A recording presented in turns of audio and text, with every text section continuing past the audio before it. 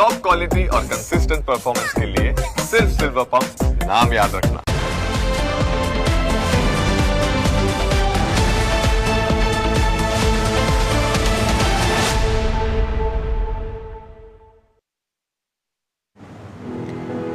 ઘટના એવી છે કે આંખમાં આંસુ આવી જશે.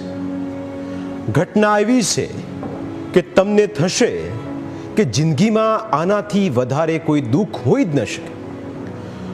ઘટના એવી કે સંખ્યાબંધ પરિવારો બરબાદ થઈ ગયા.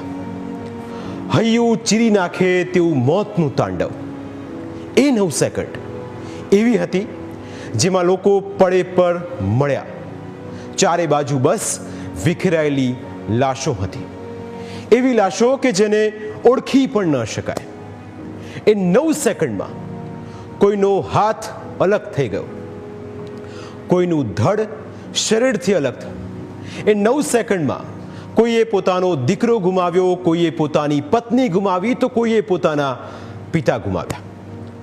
લોકો પોતાના સ્વજનોને મળવા લંડન જઈ રહ્યા હતા, કોઈ દીકરીના ઘરે પ્રસંગમાં જઈ રહ્યું હતું, કોઈ લગ્ન બાદ પહેલી વખત પોતાના પતિને મળવા માટે લંડન જઈ રહ્યું હતું.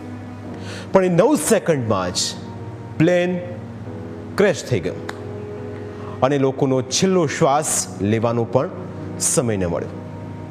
અમદાવાદીઓ જ નહીં પણ આખા દેશે આવી દુર્ઘટના ક્યારેય જોઈ નથી.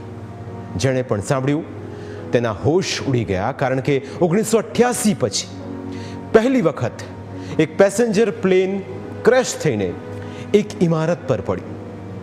ત્યારબાદ શું થયું તેની આખી હકીકત અમારી આ વિશેષ રજૂઆતમાં બતાવીશું.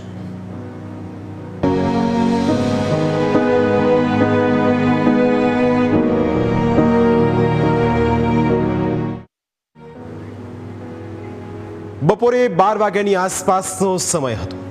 બપોરે 1:38 કલાકે AI 171 ફ્લાઇટ અમદાવાદ ઇન્ટરનેશનલ એરપોર્ટથી લંડનની ઉડાન ભરે છે. પૂર્વ મુખ્યમંત્રી વિજય રૂપાણી સહિત આ ફ્લાઇટમાં લંડન જનારા તમામ લોકો બપોરે 12 વાગ્યાથી જ એરપોર્ટ પર પહોંચી રહ્યા હતા. તમામ મુસાફરોમાં એક ઉત્સાહ હતો. તમામ મુસાફરોને તેમના સામાનનું ચેકિંગ થયા બાદ મુસાફરોને વિમાન સુધી લઈ જવામાં આવ્યા. હવે બસ રાહ જોવાઈ રહી હતી, એ વિમાન ઉડવાની અને આકાશ પરથી પૃથ્વીનો નજારો જોવાની. ઉડાન માટે એર ઇન્ડિયાનું બોઈંગ 787 વિમાન તૈયાર હતું. 230 મુસાફરો વિમાન ટેકઓફના રોમાંચક અનુભવ માટે તૈયાર હતા.